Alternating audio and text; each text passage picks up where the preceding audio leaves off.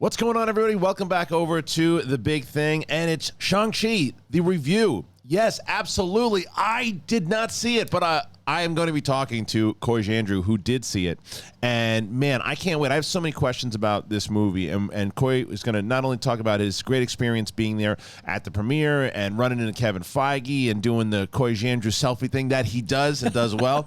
A lot of stuff that we're going to talk about with Coy because it's Shang-Chi time. People are raving about this movie. I can't wait to talk about it. It's a non-spoiler. And here we go. On The Big Thing, Mother F's. Boom. Welcome back, ladies and gentlemen. It is The Big Thing Show on the SEN Network. I'm me. You're you. That's what I figured out in this world.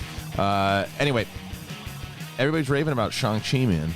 I'm so glad it's as good as people are saying, so I don't feel like I'm just a Marvel fanboy in this one. Like, there's some that I feel like I have to have a little flavor. I had to add a little comic gumption. Well, it is well known you're a Marvel shill. I got the hat on. Yes. Frankly, I got a picture with Feige. So right. What else have I got? What are you gonna do? What am I gonna do? What are you gonna do? Well, thankfully, the Suicide Squad was exceptional, so I can actually have something to lean on. That one really helped me. It doesn't matter if you like every single movie that came out DC. Still a Marvel show. If you like show. One Marvel movie, you're a Marvel show. Do you understand And if that? I like The Last Jedi, I'm not even welcome here. I don't know how I got invited. I told you never to bring That's that movie. true. I did, and in your home, no less. No. God damn. No. Anyway, Coy Jandreau is here. It is good to have him here.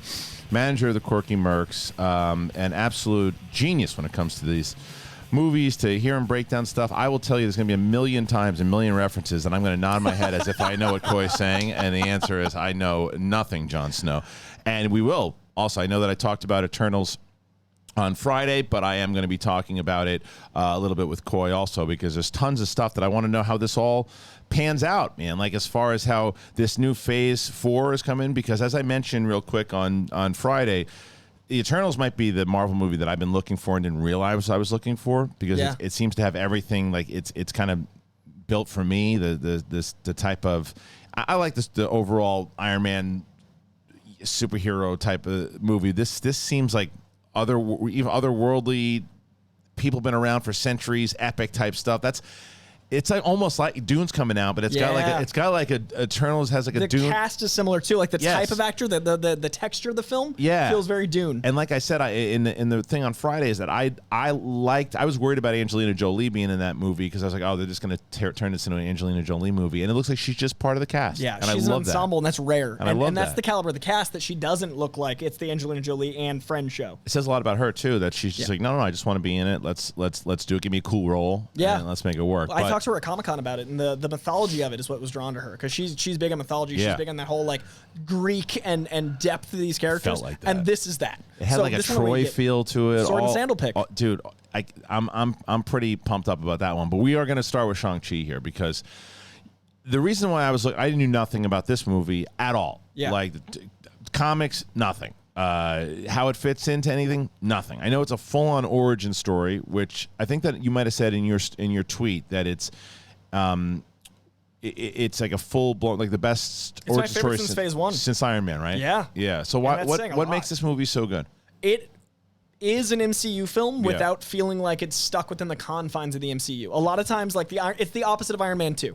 It builds the universe without feeling constrained to the universe. Right. So you're having an experience in a world that's growing and you don't feel alienated, and they're able to tie you to characters that shouldn't work in really immediate ways. They use pop culture, they use song, they use pop culture. It's got that Marvel humor. But then the third act they haven't shown barely any of it. The third act is so surprising and so big, and it literally could be its own 10-film franchise. Really? The way it goes, the places it goes are so big, it's almost Infinity War in scope in a solo film, and it does that by endearing you to a character for 2 acts and then exploding the movie out into like a mythic world. I have so many questions.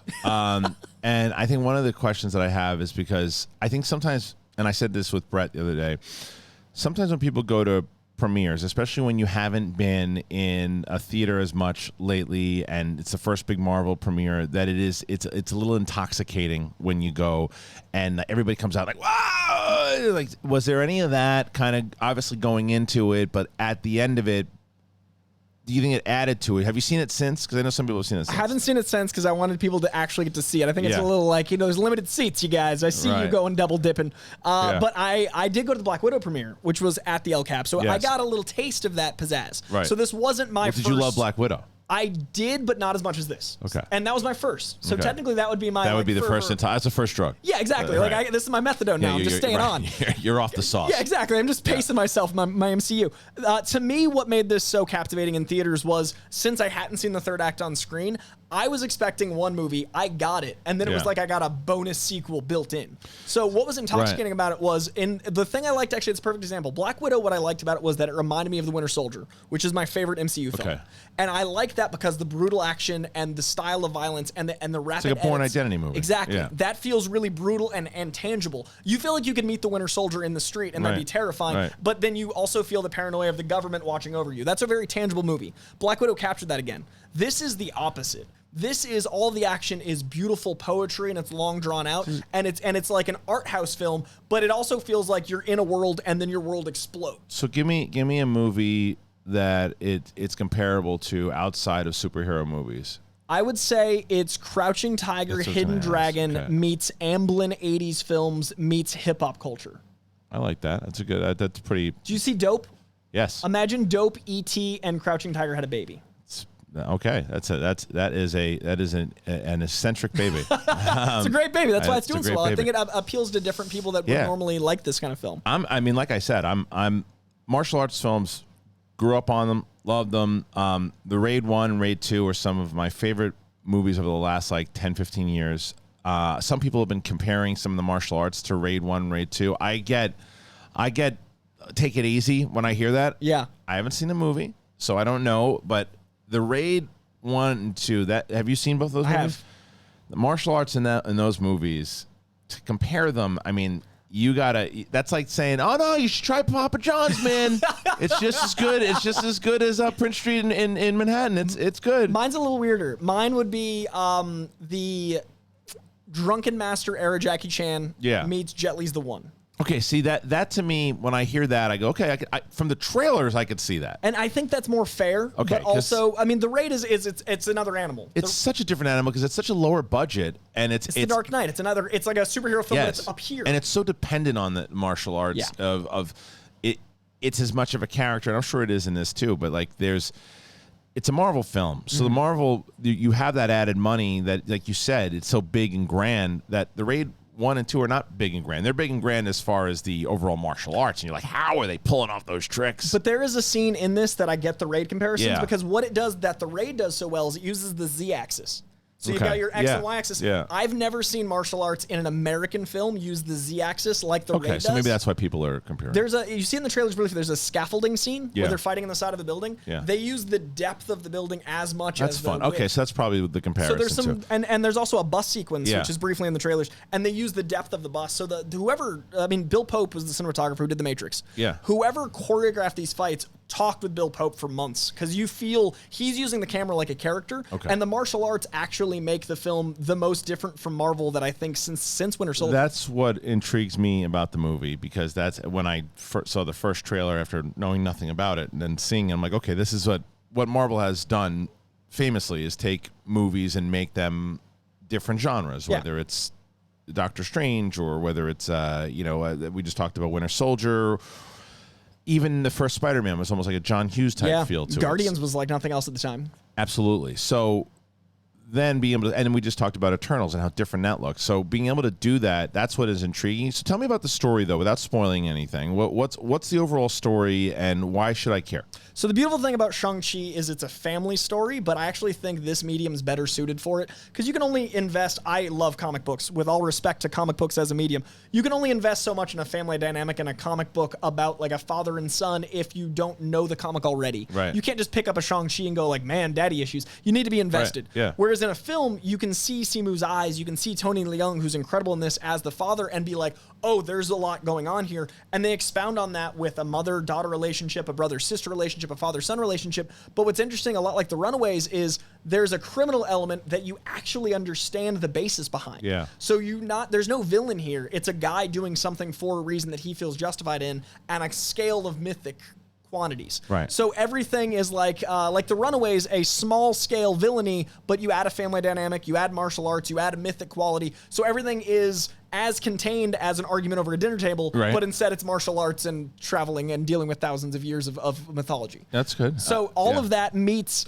a vibrant world of martial arts, incorporating the MCU without being too tired all right, to it. So when you say that, like what? Meaning that it just because it takes place after Thanos does the snap and people are still trying to figure out like how the world works, or there's elements that tie to other mythic things we've teased in the MCU, and you've seen the Abomination in the trailer. Right. But there's also elements that set up where Phase 4 is going. Okay. So it's a middle piece. So it's basically, thanks for investing, everybody who invested beforehand. Here's your reward. And here's a taste. And if you're brand new to it, here's a bunch of new characters you get to follow. But it does close the door in a way that the film ends and it doesn't feel like you're left hanging. Yeah. But it also could be a 10-film franchise without tying to the MCU. But it also is going to be essential to watching the MCU. That's what Kevin Feige does best. He manages to make a piece of a puzzle feel great in your hand. Right. So and also when you put it in. So basically, he creates these tools, and he's like, well, if I need to use that once we do, because are they going to do more Avenger films or no? Because there's new Avengers. I think we're leading to Young Avengers. Okay, Young Avengers. And so I what think is that's that? so everyone. If you've noticed in the TV shows, there's a lot of kids. So you've got Wanda's kids. You've got the new kid Wanda's from. kid's dead. But at the end, the very end, that button, she heard them in that other reality. She heard their. You remember all this shit. I don't. And then so we'll go through in order. We have WandaVision with kids. Okay. And then Falcon Winter Soldier, he meets the Patriot, which is that kid that is the grandson of the Captain America, Sia Bradley. Yes. Another kid. That one I remember. There it is. Yeah. So and then the most recent show, we just are Loki. We just finished with Loki. Kid Loki's in there. Okay. And then we've got Ant-Man's child who has abilities. She's basically the same. I think that gets tricky. But what's going to be interesting is I think that becomes a show. That way you have a long good with form. a show. It's a Disney Plus show, I think. I'm good with the show because I was one of those people who was like, they're gonna do a Goonies sequel with the kids. You know what I mean? If you have it on the show, you get the 12 to 15 audience and people like me. The show, and I stand by the same thing I say about every show. You give, even if I go into it, because I went into WandaVision going, and they won me over immediately. Yeah. No, I shouldn't say immediately, but after a few episodes, I was in. But they had the benefit of having more episodes, right? One by one by one. The reason why Mandalorian and all these other shows are so good because you're so invested through. By the time you get to 10, 11, 12 episodes, whatever you get, you're like, oh man, yeah, I was there from that journey and that little thing. So if they do a show with Young Avengers, the move. Yes. I so think the next team is X-Men. You think that in this phase? No. But I think the next time we have a gathering that is an adult team, it's going to be gathering the X-Men. When do you think they're going to start setting up the X-Men? I think in the Eternals they start. I think we don't see the X-Men born, but I think a seed is planted in the Eternals that allows for them to go like, remember that thing? And then that's a seed we don't realize has been planted. I think they're going to incept us in Eternals. So when they 5 years later go like, oh, and we're like, what? Right. That's going to be the moment. Because again, with pun intended, I guess, with Marvel as a film company, there is no end game. No, right? There's just like, let's just keep making these things We're until in they don't some make sort of money. Infinity War. And but honestly, dude, it's like for people who are just like, oh yeah, like you get, I don't know, whatever celebrity decides they want to come out against comic book movies in the week, it's like why would any studio go, you know what? What the hell is the guy? Freaking the guy from God, I can't. Dorfman. Right? Oh yeah, what was that move, I like dude? him. And I he's like a him. friend of ScarJo's. I like him a lot. Same. And he's a great actor, and he was in Blade. He was in Blade, God's sake. exceptional in Blade. He's such a good actor, but he's just an example of one of the many who come out and say it. And it's like, yeah, you know, it's ruining cinema. And then Disney or Warner Brothers goes, you know what? Dorfman's right. Let's just shut it all down. We don't like toys. We don't like movies. We don't like shows. We don't like let's clothes. Shut it down. I was like the other thing. It's like shtick sometimes for people to just come out against the corporate stuff. It's like, but it's hypocrites who will either go to Disney World or Disneyland, go to see every single movie that either Warner Brothers for DC makes or everything too. And it works. We're talking about them. But I just, what I'm saying is it's hypocritical for people who go to see those things to then go, oh, the money hungry studios. It's like, well, it's a business. Show business. It's a business. I think the big movies aren't killing mid-range cinema. I think they're keeping theaters open. No, dude, streaming is keeping independent movies alive. I think there's two paths now, and I think Yes. big tentpoles help us. I think the tentpoles keep theaters open, and they allow for actors to make more risky chances. 100%, and it gives people more opportunity to get their movies out there, the smaller ones, because if somebody pops in one of these big Marvel DC movies, Career. but then they go on another, like, let's say a $5 or $6 million or $10 million, hell, small budgets at this point are $30 million. Yeah. Let's say a $30 million Netflix movie with the star of the dude that was in the latest DC movie. More people are going to tune it in, as opposed to more people would not go in, because it's like, well, it's never worked out with box office. It doesn't work out with box office. Look at Robert Downey Jr.'s movies that he's done. Than others that, like when The Judge came out. Didn't work. Judge didn't work. Nothing worked. But if you put those movies on streaming, more people watch them. And I think that budgets and all this stuff is going to change dramatically, because Shang-Chi's like, do we know what the budget is? I think it's a little over 150. I think that changes soon. Yeah. I think that they're making a play. Well, Feige and Disney certainly making a play right now to cut out. They're not even doing the Disney Plus thing right now with this movie. I don't know if they're doing it with Eternals. I don't think they should. I think it's smart. I think they really need to maintain a theatrical. I'll tell you why I hate it, because I don't go to the movies that much anymore. Right. I'm not gonna. Shang-Chi. I really want to see. Like, I really want to see it. It's like probably one of my most anticipated movies because of the martial arts aspect, and I'm not going to see it until it hits thing, because a lot of different reasons. One, at the moment, not ready to go into a theater. Sure. Right. Eventually, I will be, but even then, if I want to take my wife or my daughter, for you, I could go to a lot of these screenings still if I wanted to. Right. But if I'm not, I'm going to take my family out. I got to drop some. That's $100. I got to drop some dimes. Yeah. As opposed to, all right, you know what? I'm just going to drop the $30. Let's make some popcorn. But in the living room. that's also why it's going to be hard for films to budget that. Like, a movie's not going to make its $150 million off $30 at a time. It isn't, but it's also, but you have to look at the long run of what the whole enterprise. The whole enterprise, because the question is HBO Max is going to do some serious auditing on how they do things, right? Because the question is, everyone's like, oh, well, it hurt in the Heights. It hurt. What was the last one that came out that did? Suicide Squad. Hurt that for sure. Did it hurt the Suicide Squad? Black Widow, it hurt. So, but the question is, how much did it hurt? Because there are other things going on in the world that people were ready to go back to movie theaters, and then they weren't again. So you could also blame it on that. Oh, right? sure. The Delta thing is definitely a factor. Right. But the question I have, though, as far as how many people, because when HBO Max said, well, we're going to release Dune, we're going to release the Suicide Squad, we're going to release Mortal Kombat, Matrix, all this stuff, how many people signed up to HBO Max because of that, right?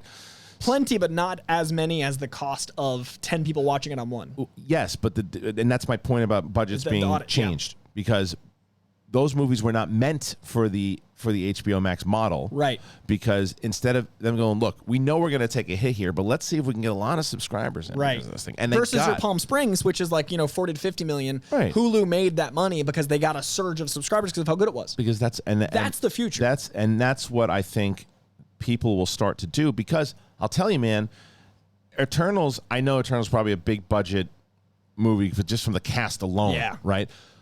But it looks small. And what was the movie that she did? The Rider? Is that the one? The Rider's her. I loved that movie. Yeah. And that movie looks like it costs $60. Yeah. And it's so good it doesn't. Yeah, and she continuously what she's not going to be able to do in this one, what she's done in all of her films. She just did the one with Frances McDormand, that one. Nomadland, Nomadland.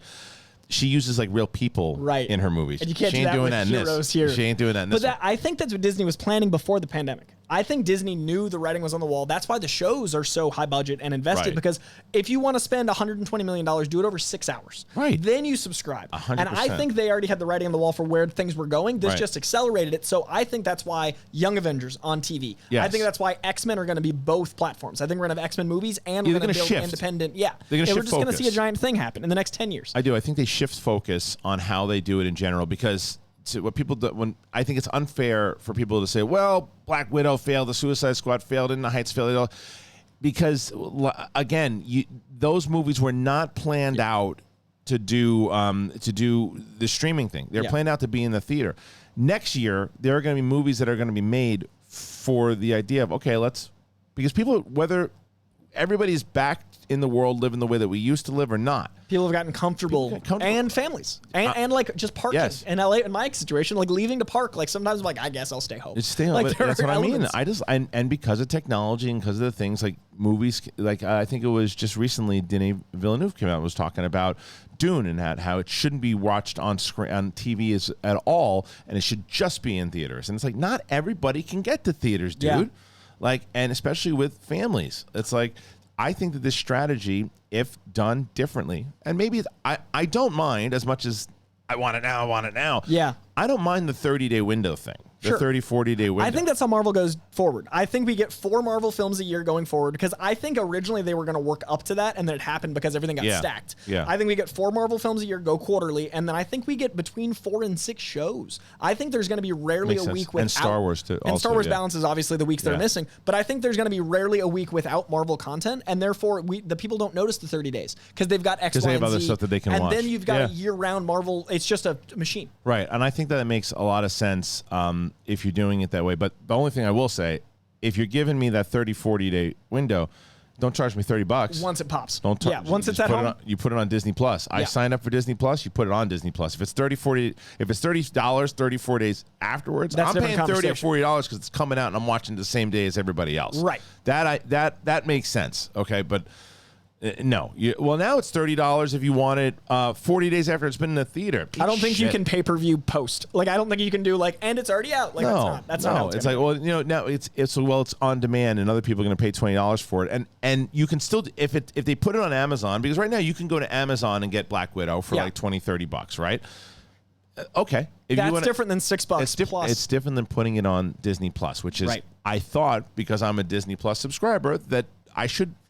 That's what I'm doing by subscribing. And this feels so much like the Netflix Kazaa. Remember when we had like Kazaa and LimeWire and Netflix was just DVDs? There was that shift in you can bootleg this stuff at this quality, you can buy it for this quality, and everything was shifting. We're living through another one of those that happened so quick. Like because of the world, we've shifted ahead, I think about 4 years. I think this was coming, but it would have been about 4 or 5 years in the future. Right. And now it's now. And because we were talking about that, like what's streaming, like the streaming wars, all these different things. Back in Collider with Movie Talk, we'd talk about this stuff, 100%. and we thought it was like near future, but not tomorrow. Netflix, and now we're here. like when you look at like the overall, if you look at it like Game of Thrones, where Netflix is pretty much the Lannisters, and they know exactly what they're doing, and then it's just like, well, wait a minute, that battle plan, they got to the battlefront a lot faster than we thought that they would because they were forced into it. It was almost like the Nothing from Neverending Story like came in, and then everyone's like, oh man, we got to save Fantasia somewhere. And then you've got people like Apple that came out of nowhere, that have such quality content that's only for TV. Right. They have the occasional movie, but they're known for their TV structure, but it's premium and high dollar. They have good Incredible. because they're Ted fucking Lasso and Mythic Quest, rolling dude. over. Yeah, there's whatever money throw at the problem. Ted Lasso, let's try something. It's so funny. Like I've mentioned this. So Ted Lasso, I'm about 3 episodes into season 1, so I'm gonna that one I am gonna get done. Because the wife doesn't like it, right? She doesn't like much. Okay. I remember there being a reason. I was like, she gets mad at me when I say that. She's like, she likes the things that she likes, right? Respectable. Yeah, and so when but for that one, I'm going to watch it. But I'm watching this brand new show that is great. You should check it out. I've heard it. It's called The Sopranos. Oh, I've heard of this. They got a prequel coming out. I think it wrapped up a little bit ago. But I'm like, I can't help it. I'm like season 4. I'm doing. I don't know. I'm season 5 now, because I want to get. Because it comes out on my birthday. Yeah, Many Saints and Newer, dope. and I'm almost done. So you'll power through. And I want to power through it, but I am, however, taking a break. Well, or at this point, I have taken a break because Phantom Menace. We're doing a breakdown on Sith Council of all of the movies. That's great. So we're doing Phantom Menace. We just did Phantom Menace on Friday. We're doing Attack of the Clones this Friday. Yes. We're gonna do all the movies. You, Steph, and Mike.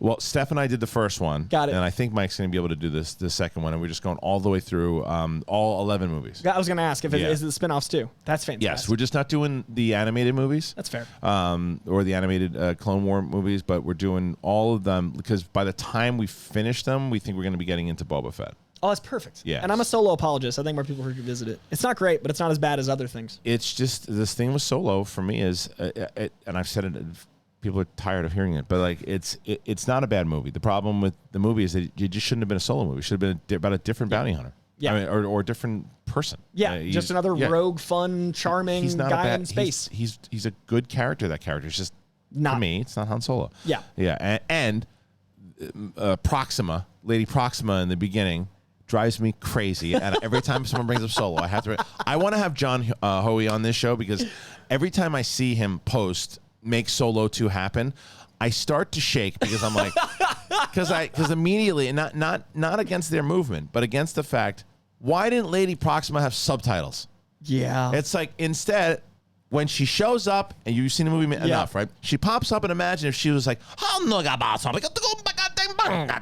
you're like, oh shit, what did she say? And then the subtitles. Instead, it's, oh, Solo! Oh, what are we gonna do with you? Doesn't make any sense it's so logically. Stupid. Yeah. It's a big fucking worm. There's no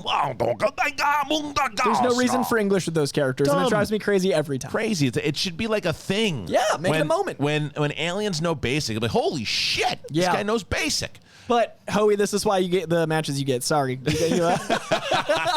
But man, anyway, so look, I'm going to take a quick break here before we get back into, because I have so many more questions about Shang-Chi, and I have the great Coy Jandreau with me. But I'm actually so excited that we're back with QUIP, man. QUIP is fantastic. If you guys didn't know, I mean, since the Schmoes No days, I mean, it's incredible. And technology now, what they've been able to do with your life in general, man. I mean, whether you're getting you get so excited every time you get a free gift or something happens. What did you guys get? What did you have to do the last time you got something free that was really cool? Your favorite rewards program and whatever, whatever it was. Were you part of something that you kept gaining points to, and you're like, oh, got something free? Well, check this out. You've heard us talk many times about QUIP. This is something brand new that's going to reward you and your mouth. The QUIP Smart Brush, it's for adults and kids. My oldest has one, and she loves it. It connects to the QUIP app, and you can use your Bluetooth. See? Technology, baby. You track when and how well that you brush. You get tips and coaching to improve your habits. You earn points for daily brushing and bonus points or completing challenges. That's like you make it fun, especially for kids. They have like a game to play. It's awesome. And if you already have a QUIP, you can upgrade it. Use the smart motor, and it keeps the features that you know and that you love. The sensitive sonic vibrations. It's got a 2-minute timer with 30-second pulses for a guided clean. It's slim, it's lightweight, it's sleek, it's got no wires. It doesn't have that stupid bulky charger that weighs you down. It's multi-use travel. It's got a multi-use travel cover that doubles as a mirror mount. This thing's fantastic. And in addition, by the way, to brushing heads, QUIP also delivers fresh floss, toothpaste, mouthwash, gum refills every 3 months from $5. Shipping is free, so you can save money and skip the hustle and bustle in-store shopping. You got to join over the, how many? 5 million. That's right, 5 million mouths using QUIP, and save hundreds compared to other Bluetooth brushes when you get a QUIP Smart Brush for just, how much? $45, Coy. $45. You start getting rewards for brushing your teeth today. This is all you have to do. Go to getquip.com/big thing right now to save $10 on a QUIP Smart Electric Toothbrush. It's pretty easy. $10, come on, off a smart electric toothbrush, and getquip.com/big thing. One more time, GETQUIP.com/big thing. QUIP, the Good Habits Company. You tried this? Have you tried the QUIP? I actually have QUIP. You didn't even know that before I got here, but I can say without soliciting any sort of ad fantastic. for me, amazing. I've had it for a year and a half. And you have the Bluetooth? Yeah. It's fantastic. So good. And like the shipping is so convenient because I do forget. I forget to go get a toothbrush. It's easy. And it's the refills, all of it. It's like amazing. And that for that deal? Yeah. Come on. Fantastic. Big Come fan. on. This is what you Also, got as to someone do. who's recently had a lot of dental work because he didn't take care of himself That's before, stupid. got to make the move now. See, that's as we get older, it's not smart. Bad news. What you should be doing is going there and getting the QUIP and putting it in your mouth. Arnold takes care of his teeth. Very much he so. does. And because ask me if I want some milk. Want some milk? Milk is for babies. That is, Dude, double root canal. That was from 2 Joe weeks ago. Manganiello told me that, by the way. He said he was sitting with Arnold at some restaurant. That's so much testosterone in one room. So it was an incredible story. He does a very good Arnold, by the way. And they were sitting there together, and the waiter came up to him and said, they had some dessert, and the waiter's like, would you like some milk with that? Come on, milk is for babies. It's my favorite line Just ever. the two of them talking like Gaines would be amazing. I would just love, like so much nerd love to hear, brodom or right there. just Arnold doing Arnold with, because he's a big Dungeons and Dragons fan. Joe Manganiello is. So you hunt dragons, but they're not in front of you. Oh man, a Conan D&D crossover. Oh, it's been wonderful. I could go there, and the next thing you see the big dragon, and you throw it at him. I got you, dragon, and he falls down, and then they pick him up, and you walk there. And I remember in the Conan, I punched him in the face. That not the dragon, but the horse, and he went ha, and I went ha, and then he fell down. I was a camel. It was not the horse. This is your ad for D&D, Arnold. This is what we need. We need Mercer and the Critical Role people to have Arnold on and make it happen. I'm in. Have Arnold and because, like I said, right now, were you a big Sopranos guy? Casual. So I was young. Okay. I saw it when it first aired. Oh, so I was way too young. I need to rewatch it. But I was Silvio Dante, he's Stephen Van Zandt. Oh yeah. And he when he's talking, he talks like this. So Arnold, I got to tell you, none remembering that it was a camel and saying it was a horse. Not a good thing. See, Breaking Bad was my Sopranos. So okay. I was the exact right age, but I also acknowledge that Sopranos allowed Breaking Bad to happen, 100%. much like Dawn or Superman was a little before my time, but I acknowledge it got us here. People forget that putting a bad guy in the lead or someone with those types of morals. 6 seasons? No. And back then, because they shot the pilot in 97. Yeah, I was 9. That's stupid. So the pilot, shooting that back then, like HBO, like they shot pilots and then they looked at it the same way network did. Yeah. Now they just go, okay, we like that, make the series. And they put the series out and they do it. And if the series doesn't do well, then they don't renew it. But like that wasn't like that. And Sopranos got us the ability to do how they do it now because of how big 100%. it was. It changed television. Absolutely. So I give full credit even though I was too young to really get the nuances.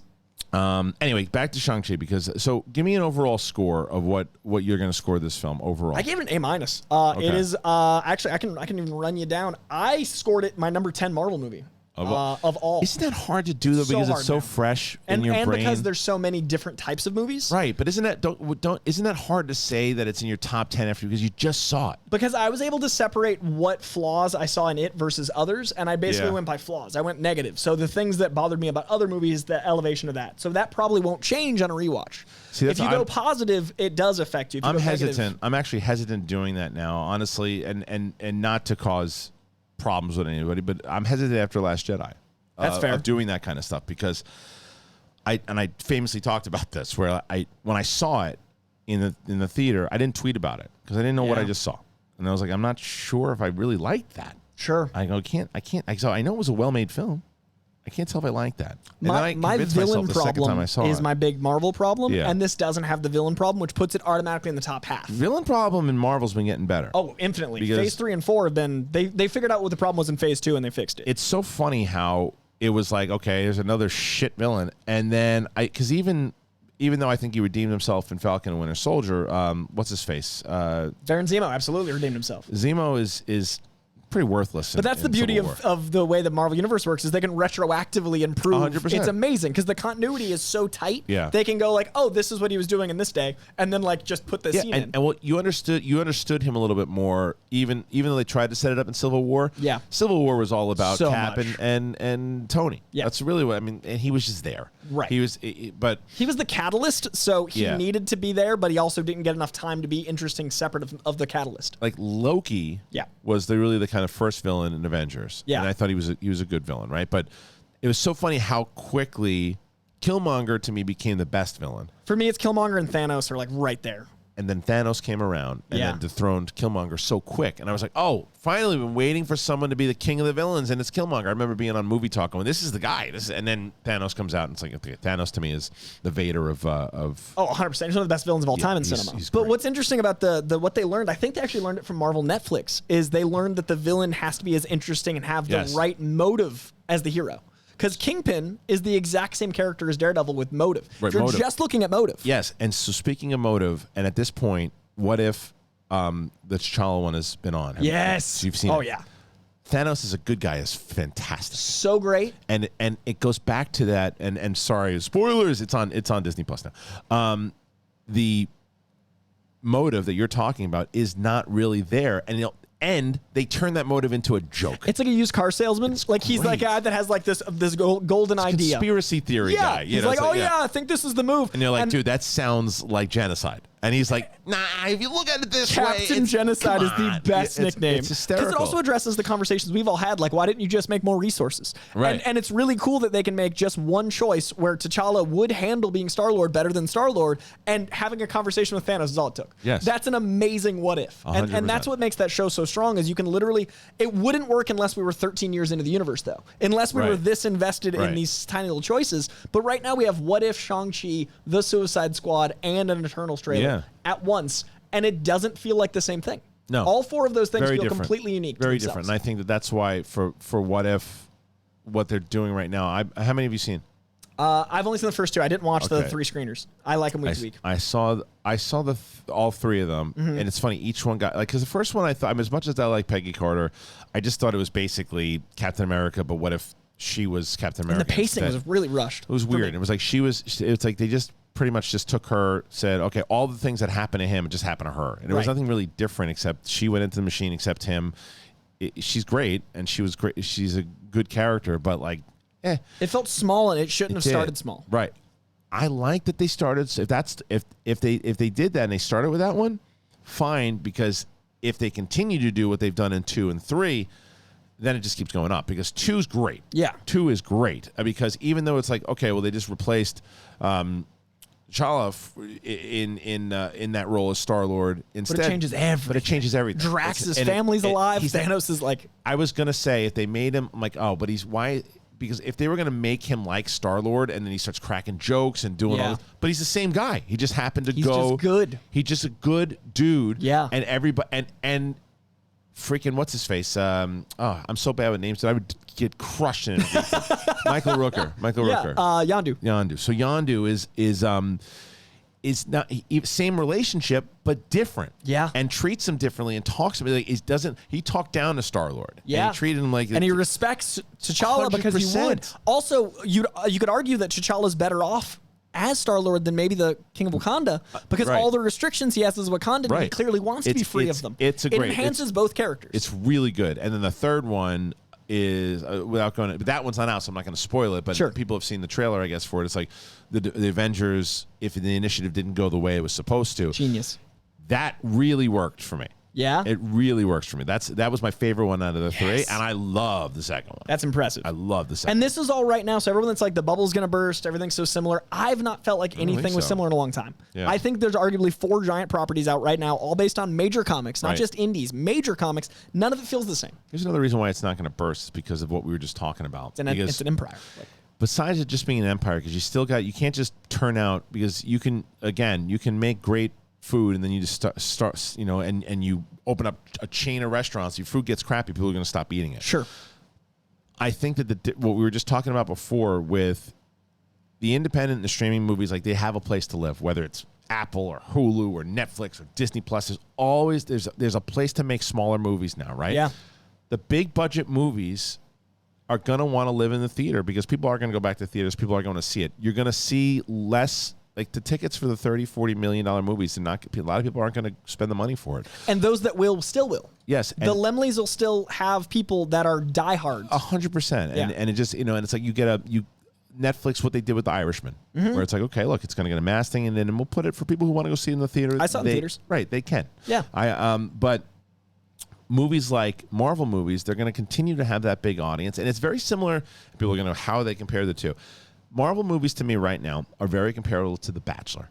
Okay? And I'll tell you how. I'll tell you why. The Bachelor, when I worked there, that show will never die. And do you know why it'll never die? Because mothers who are watching it right now eventually will start watching it, or mothers, fathers, whoever are watching it with younger, their 13, 14-year-olds start watching growing into it.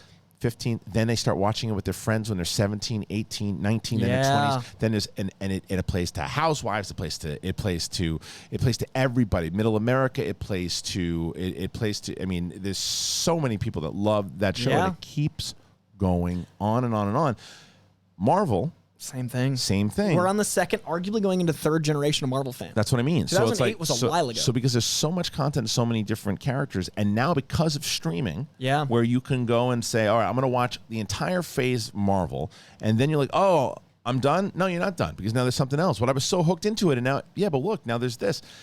So just like comics. That bubble ain't bursting. No, it's a comics new been around genre. for 70 years for a reason too. Right. Comic books, you pick up a comic, you read your character. Oh, this guy popped in. He seems cool. I'm gonna go pick up this run. Yeah. It's the same thing, and that's so smart that I give Kevin Feige a lot of credit. He knew to model it after the success of another medium, but bigger. See, I'm not giving the credit to Kevin Feige. I'm giving it to Christopher Nolan. I think he made it adult, but I think Kevin made it the multi-medium choice. From what he did with connecting Marvel and connecting the stories, 100%. Yeah. But Nolan made Batman cool again, Right, which we needed. because it wasn't Joel Schumacher. Same year as Iron Man, though. 2008, Dark Knight. I mean, granted, 06 was Batman Begins. Absolutely, but Batman Begins was the first one. Yeah. Dark Knight and Iron Man were the same time. But I don't think Iron Man has that same pop if Batman isn't kicking ass the way that he's doing. And I think it was one of those. It wasn't quite Deep Impact Armageddon situations, but I do feel like there were two pots cooking at once. Yes, for and sure. we needed them both. And Batman Begins. Do you remember the advertisements for Batman Begins? They advertised it like a Katie Holmes heartthrob movie on the CW. I remember one of the trailers is literally a romance trailer. Makes sense. Because they needed to sell it. They needed to sell it. And they were nervous. That's how bad things Yeah. were then. That's Yeah. how bad things were for superhero culture. Yeah, yeah. You had to sell it as a Katie Holmes vehicle. They're nervous. So some that's the people difference. give it a Blade, saying that Blade Blade was smaller, man. Blade didn't carry Blade over. snuck away being a superhero film that no one knew was a superhero film. Right. Which and is important. That's right. And it came out in 99, I think. Yeah, And that, 98. 98, 99. Because it beat The Matrix because the trench coat thing started. Oh, it's 99 Yeah. then. The Matrix was 99. I think Blade was 98. Oh, so you're saying beat. Okay. Yeah. Either way. It comes out and it absolutely did a lot of stuff for comic book movies in general, but it was a rated R film. Yeah. It did, and going the mainstream route and bringing Batman back into play.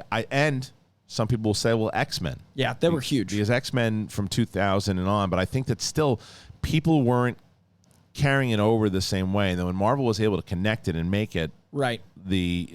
it's been a television show in the movies. Yeah. So again, where we started and I where think Shang-Chi, the first movie Yeah. was that was mainstream accepted was X-Men. I think that wouldn't have happened without Blade, but I think the first film was Batman Begins. Right. That's Yeah, what I think yeah, the difference is. Absolutely. I think When you have a filmmaker like Nolan there, and then you look at, and I don't think enough people have been talking about this. Like, obviously, Feige for what he's been doing, but his name is never thrown in there as much as it should be, and it should be Favreau.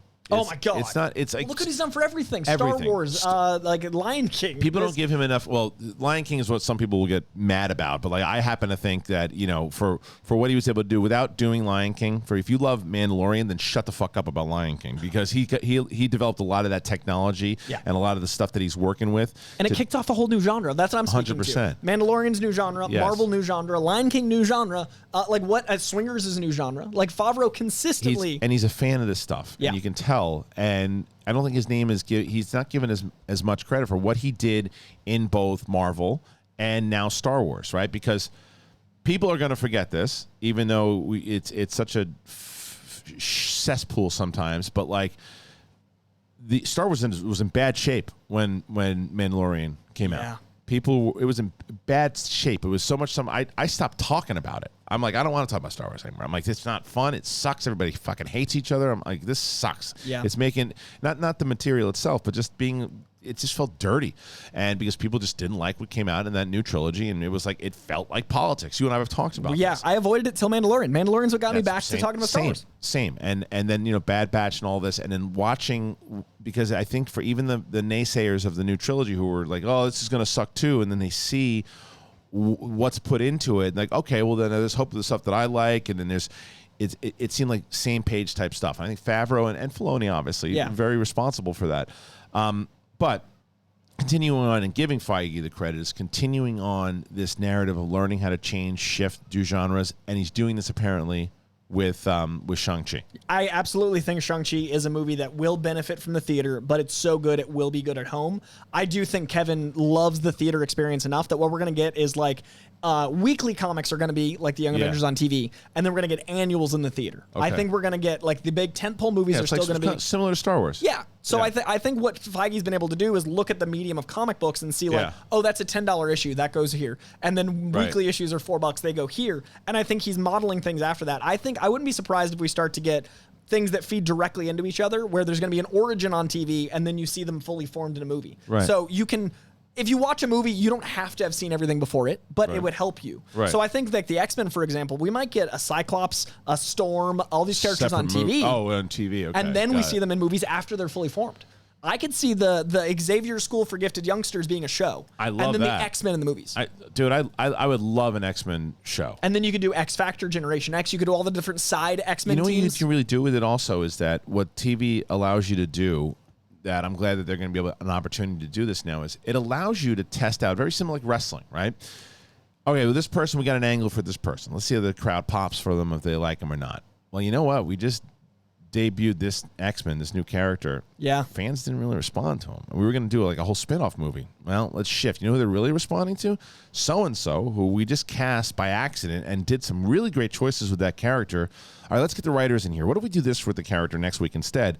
And then that goes over, and then it blows and up. then TV, you have the time to make those decisions. Like Hauser was only supposed to be in one episode of that show Kingdom I Love. Right. Hauser's the third lead, effectively. And that happens all the time, and it also happens with directors. Look at Deborah Chow. Yeah. Right? Deborah Chow, for like when she comes in and she just understands the world so well, and they give her the entire series for Obi-Wan. She's doing all 6 or 5, whatever the hell they are. So you do that with X-Men because you don't know which characters are going to grab except Wolverine. What I would do is have Wolverine be 2 seasons of a show before he even shows up in a movie. Because in the comic books, the problem is it becomes Wolverine and the X-Men very quickly. Very fast. What you want to do... And in the movies, too. It's consistent. Is that what you said in the movies? Yeah, in the movies. Okay, yeah, because comics it did, too. It's a problem. Yeah. So he's a cool character. He's amazing. He's Wolverine. Yeah, he's a but best. you want Cyclops to be the leader, not Wolverine. Right. You want Jean Grey and Cyclops' relationship to matter before the Phoenix. Right. You want Storm to actually get some time and not say lines about Toads. You want characters to get some... So what I would do, you introduce Wolverine on TV, 2 seasons, and set it in different past because he's ageless. Risky, though, isn't it? But then you introduce him on Disney Plus. I know. Listen, I think the plan is smart. It's just but with when him you being ageless, he can show up in a movie after 2 seasons and be the same age and make it appropriate. Same age, and that way characters right. get Wolverine before why they want him so bad. And then by the time he's in the movies, you haven't ruined the X-Men. Who do you would you make him short? Yeah, I have to. Yeah. I mean, I if there's very few things that I'm attached to, short Wolverine's one of them. Hugh Jackman is the one exception because the man is Wolverine. He just happened to be tall. Yeah. Much like Ryan Reynolds, got a Deadpool. They just changed it, but this time around, you think they make it I tall? want like an Edgar Small. Ramirez, like feral little like intense dude. Did you see Jungle Cruise? I saw it, yes. The bad guy in Jungle Cruise. No, I Edgar remember, Ramirez. I think he'd be he's great. If you go younger, I want Taron Egerton. I think too stout, stocky, very like. Isn't Taron Egerton's like 5'11"? Yeah, yeah, but he looks stocky. Like think about his build. I just want someone to look like they are like a bub. Like I never saw Hugh Jackman saying bub. But Hugh Jackman. He's got a Jackman lean build. He's got like a. True. I mean, but Taron Egerton's not stocky. I see him as pretty stocky. But maybe I just like him because of the eagle. Yeah, I see the two Eagle's of them. Great, but I think doing it that way would be great because Taboo now back in the day, Mel Gibson was thrown around. Old Man Logan. Yeah, was thrown around. Would have been perfect. Because he's like actually 5'4". Like Mel Gibson's a tiny guy. He's tiny. He's like 5'8" or whatever he is. But still, is he that small? He's real small. Because have you watched Edge of Darkness, the Boston movie? I know it, but I don't remember it. Literally, there's a couple wide shots in that where you see actual Mel Gibson height, and it's almost comical. Like, it doesn't quite. I think he's going to say 5'7". No, there's no way. That's a lie. I don't know. 5'10" is not 5'10". even. I mean, why? I don't think he's as small as you think he is. He's pretty small. I mean, how small do you think Al Pacino is? 5'9". 5'8", See, 5'9". you suck with height. Al Pacino is, if he's lucky, he's 5'6". But Tom Cruise is, and they're going to lie. 5'8". See? I think 5'8". Google gives a couple inches. Because Tom Cruise is like 5'5", 5'6", and they say he's like 5'8". 5'7". Okay, that's a little closer. All right, Google. You may have hoodwinked me. I don't think you're good at that. All right, Mel, show up. Mel, roll through. We got to stand next to a shark. I don't think that's your. That's not my strength. Point. But anyway, But yeah, I want someone stocky, and I do think doing a long form, you can have him go through the wars, you can have all that character development, and that way he's not Wolverine and the X-Men. Right. He's a character on the team. What are they? So, Shang-Chi, when it comes to, do I get rewarded at all? And it's not a bad thing if the answer is no, but do I get rewarded at all from watching Loki or Winter Soldier or the other one, the freaking Scarlet Witch, whatever the hell it is, WandaVision? Not really. Not really, but also kind of.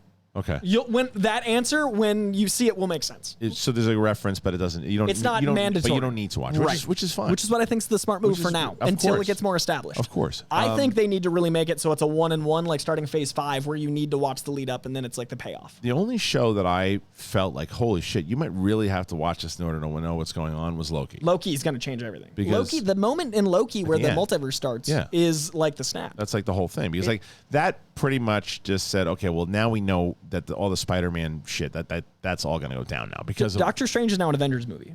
Right. Everything leads to Doctor Strange. Right. Basically, that was the beginning. Yeah. And the end game, for lack of a better term, is Doctor Strange 2 now. So everything is going to lead right to him cleaning up all the messes. It's a sequel to WandaVision. It's a sequel to Spider-Man. It's a sequel to I love it. Everything. When does that come out? I think 2022 now. Right. Which also makes sense because when it came out, there was so much stuff that had not come out yet. So they probably had to do a ton of rewrites. Yeah. And you're shooting it during these times, and you're having to like change your storylines because they're changing their Disney Plus storylines. Because there was a whole virus storyline in Falcon Winter Soldier. Oh yeah, there was literally a vaccine. Right. Like they mentioned it once, and then like never touched it again. So like there's gonna be stuff like that. What about post credits? Without giving the spoilers, you're hearing there's 2 of them. Yeah, and they're fantastic. And they're very different. Are they worth something as far as story goes, or are they just fun? One fun, one story. Yeah. And yeah, exactly. One fun, one story. But the one that's not as important is still very important, just more in one path than broad. Got it. It keeps you on a path versus expanding, if that makes sense. Well, Shang-Chi to me seems like that's the one that I mean, I don't know. I mean, after seeing this Eternals trailer, I don't know. But if I have, there's 3 movies that come out this year with MCU. It's Black Widow, this one, and then Shang-Chi. Because you said, and series-wise. And Spider-Man in December, if you count Spider-Man, of course I do. Yeah, it's part of the MCU. So that's... Wow, there's a lot of good ones. And we got not counted, but Venom in September. It's a great time, man. Count. It's good. I mean, and then I think it might count more than we think. Really? I think there's gonna be elements of Venom you that hear things. Yeah, I think some things. I think that interdimensional Sinister Six is happening, and I think there are seeds planted with Vulture Adrian Toomes in this. Do you think there were bigger deals happening behind the scenes after like that whole fallout happened with Marvel and Sony when they almost lost it, and then the new deal figured out a lot of shit? I think Sony got a nice piece of something that is allowed in Venom because of that deal. Because of it. Because now you notice Spider-Man is way more available in certain elements of marketing. Right. He's going to be in longer in the MCU. I think Sony wanted something for that, and I think Venom's going to get some juice for it. So was that the new deal? How many more movies is he allowed into now with? I think 2, and then 2 more solo. So they're going to be able to use him, but sparingly though. Yeah, for now. But they could also, it's an evolving agreement. But you also notice that Adrian Toomes is in the Morbius trailer. And the Morbius trailer has Spider-Man in images of it. Okay. We haven't seen any Spider-Man in Venom, but Venom and Morbius are in the same universe. So I think the big interdimensional Sinister Six that Spider-Man 3 is going to be is going to tie directly into Venom and Morbius. What's going on with that Morbius thing? Like that's the Leto movie, right? Yeah, I think Leto's just. I mean, it's always going to be a lot with that guy. Yeah. I think it's going to be a fun like B horror movie. Wasn't it supposed to be on? Was it supposed to be out already? Yeah, but like everything, they don't even have a date for it yet. That's what I mean. Yeah, they just pulled it. That's what I mean. Like it was supposed to come out a while ago, and it's one thing like, oh yeah, everything got pushed. Yeah, but when? We haven't even heard about that one. It's like this turning into another. What's the X-Men movie? What's the that one? Poor New Mutants movie that just got like whoop, and then it like unceremoniously came out and was like, hey. It's like a horse that broke its leg. Yeah. At that point, it's like what? Well, we're gonna put it here. Disney didn't know what the hell to do with it now that they bought it, and it just like.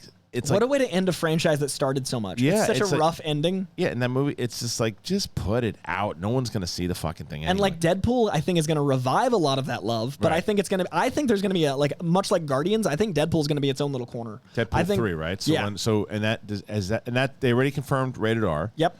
And they got the writers, they got Ryan. Okay. I think it's going to be a Deadpool show, a Deadpool movie, and a team. You think there's going to be a Deadpool show? I think it's going to be a whole Deadpool universe. If I'm Ryan Reynolds, I'm taking that deal immediately because he's different than Downey. Yeah. But it looks like Free Guy is actually have you seen it? Yeah. Okay, so Free Guy looks like there's going to be this is the exception to the rule where some people just can't pop, right? Because Ryan Reynolds will do like 6 movies and you'll be like, "Duh," and then he does one that's great. Yeah. And then he does another one like, "Oh, okay, that wasn't." He keeps trying and doing new things. But like again, Free Guy. Yeah, which is genius. It's actually really way smarter than it's advertised. There's a lot of philosophical elements to it that are genius. I like when producers and the studio knows that, and they market it, still selling the movie that they have simply because then when you actually deliver and more so because everybody's raving about it. I'd rather be surprised with intelligence than dumbed down and be bored. When's it come out on Amazon? Soon, right? Soonish. I think it's a 30-day. That one I'm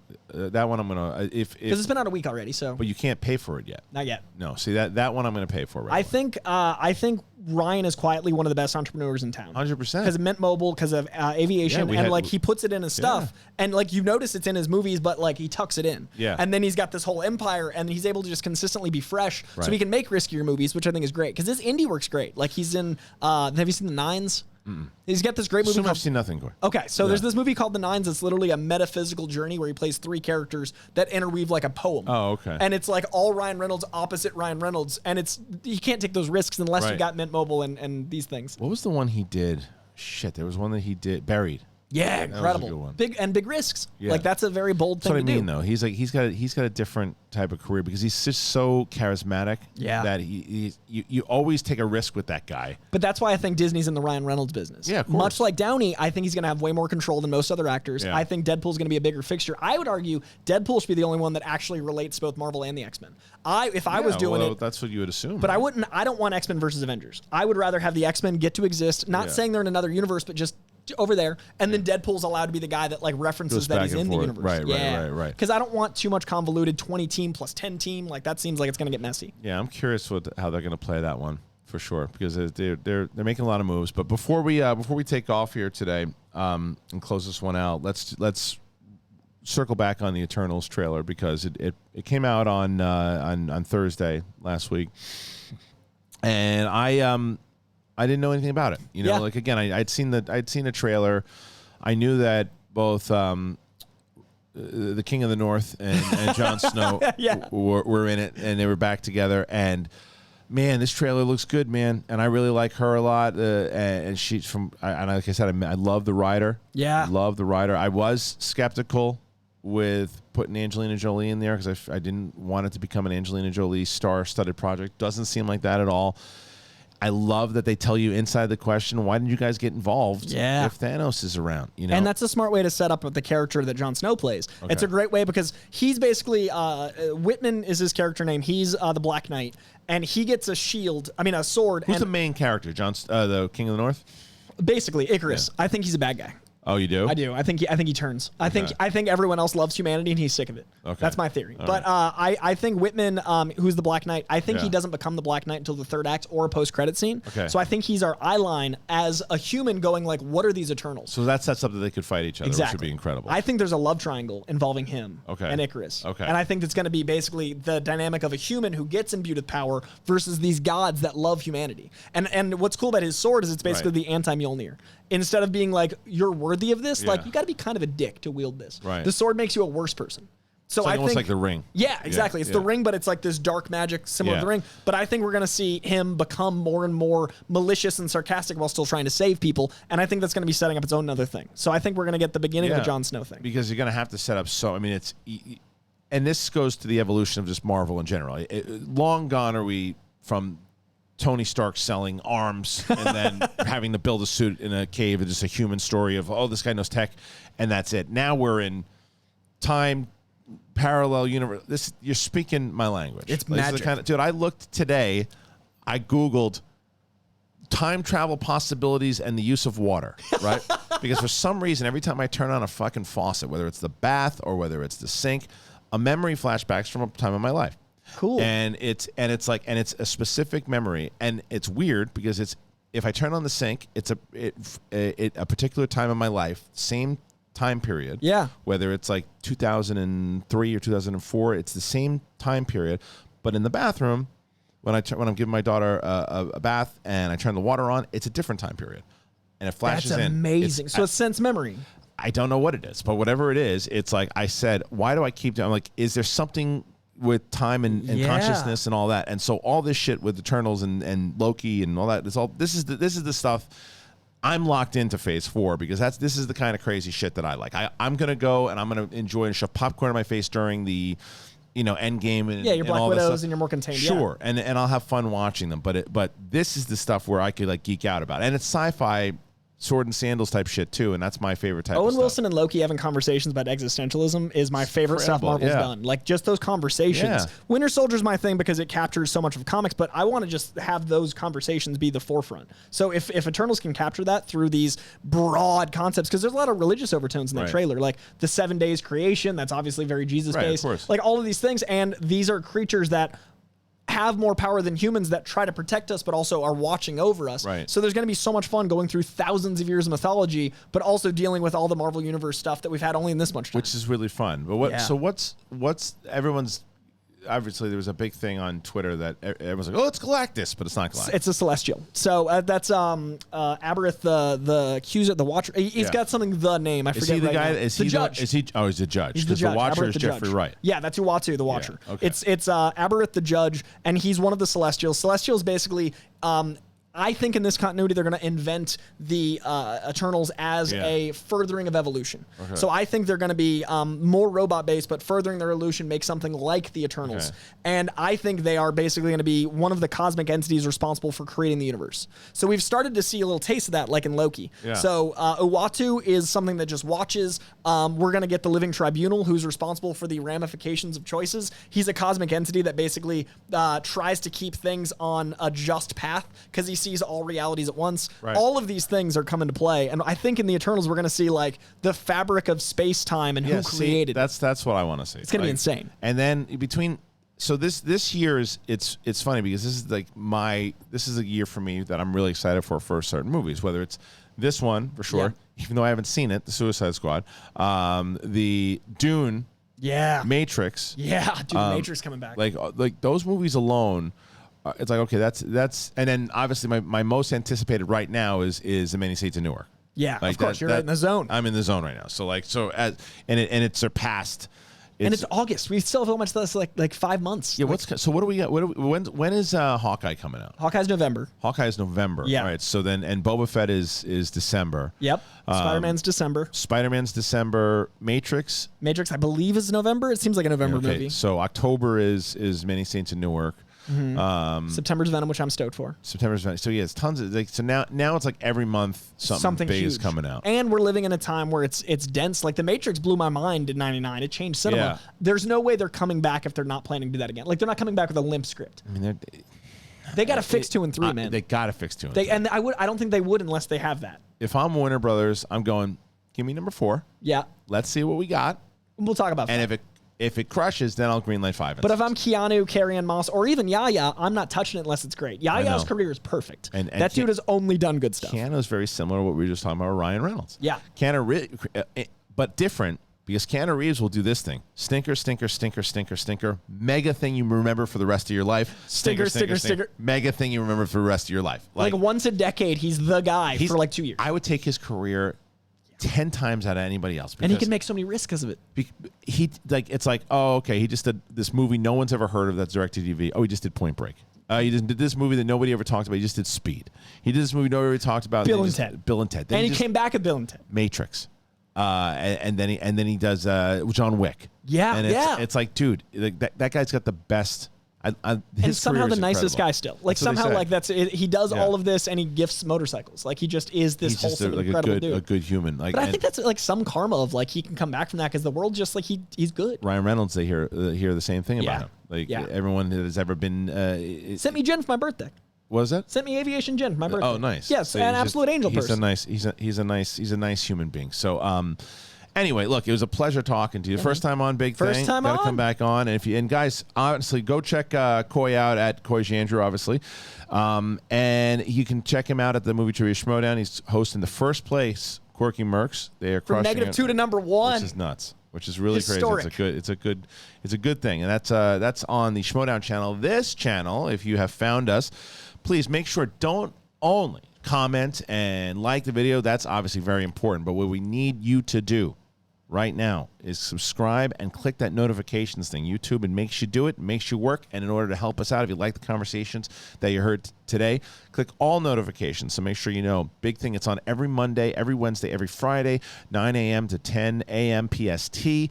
the podcast, Apple Podcasts, Spotify, wherever you find podcasts. Download the episodes, helps us out very much. We do have the Movie Trivia Schmodown. If you've never heard of it and you're brand new, you just found us because you were searching people talking about Shang-Chi, well, welcome. And check out the Movie Trivia Schmodown. What is it? Well, it's like the UFC or the WWE of movie trivia. It's a full-on league. Head on over to the Movie Trivia Schmodown channel. The link is in the description. Thank you to QUIP. Thank you to Coy Jandreau. And thank you to you guys. Appreciate it for joining us here on this Monday, and we'll catch you on the flip sides, homie.